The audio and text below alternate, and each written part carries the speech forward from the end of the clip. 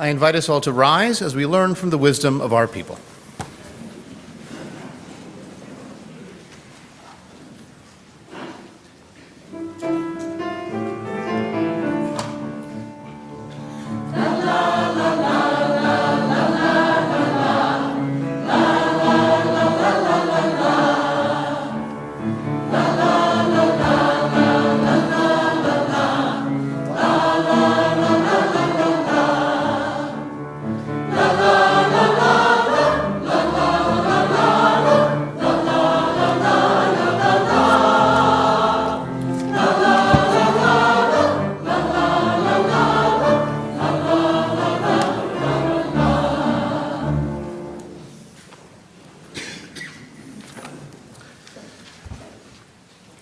Should we revel in the suffering of our enemies? In sports, the ideal used to be good sportsmanship. You should win, even win big, but best practice is to not rub your opponent's face in it. Show restraint, show professionalism, have dignity in victory. These days, by contrast, the temptation is to trash talk, to point and mock, to insult and gloat. Fines and penalties may be imposed to keep minimal decorum, but even those only work so much. Now that is sports, where both sides walk away after the game. In war, it is a battle to the death, us or them, risking the ultimate loss for possible victory. Some gloating, some glorying may be inevitable. The question is whether we can look beyond the moment to what might be. If we are to fight forever, then who cares what our enemy thinks or feels? On the other hand, if we want to win at peace and not just war, perhaps we can find a way to show minimal compassion for their losses too, and to restrain our glorying in their deaths. The biblical book of Judges describes a victory over the Canaanite general Sisera.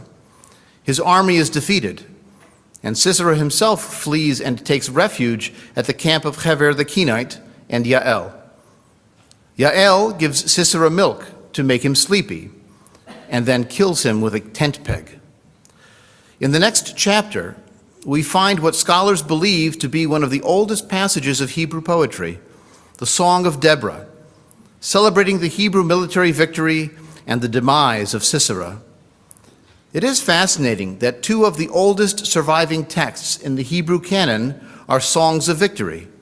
The Song at the Sea, we read Rosh Hashana evening, and the Song of Deborah. At the end of the victory poem, the poet imagines Sisera's mother looking out her window and wondering why her son is taking so long to come home. Her servants reassure her he must be taking time to divide the plunder. A lady, 2 ladies to every man, to Sisera a plunder of embroidered garments.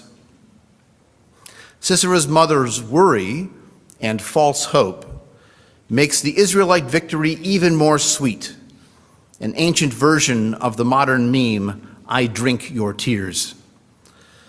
But what if the story were told differently? What if we felt the tears of Sisera's mother rather than gloried in them? There is a rabbinic tradition of the Song of the Sea, where the angels are rejoicing in the downfall of the Egyptians, and the Hebrew God tells them, "Do not do that, because those are also my children who are drowning." In modern Jewish literature, there is a rich tradition in Hebrew poetry of retelling the Bible with new ideas. The Israeli poet Chaim Guri, who helped to bring Holocaust survivors to the nascent Jewish state and who fought in Israel's War of Independence, offers in his poem an empathy for Sisera's mother rather than enmity, and perhaps a different future. His Mother, by Chaim Guri. It was years ago, at the end of Deborah's song, I heard the silence of Sisera's chariot so long in coming. I watched Sisera's mother captured in the window, a woman with a silver streak in her hair. A spoil of multi-hued embroideries, 2 for the throat of each despoiler. That is what the maidens saw. That very hour he lay in the tent as one asleep, his hands quite empty. On his chin, traces of milk, butter, blood. The silence was not broken by the horses and chariots. The maidens too fell silent one by one. My silence reaches out to theirs. After a while, sunset. After a while, the afterglow is gone. 40 years the land knew peace. 40 years no horses galloped, no dead horsemen stared glassily. But her death came soon after her sons. I invite us to rise as we return our Torah scroll to the Ark.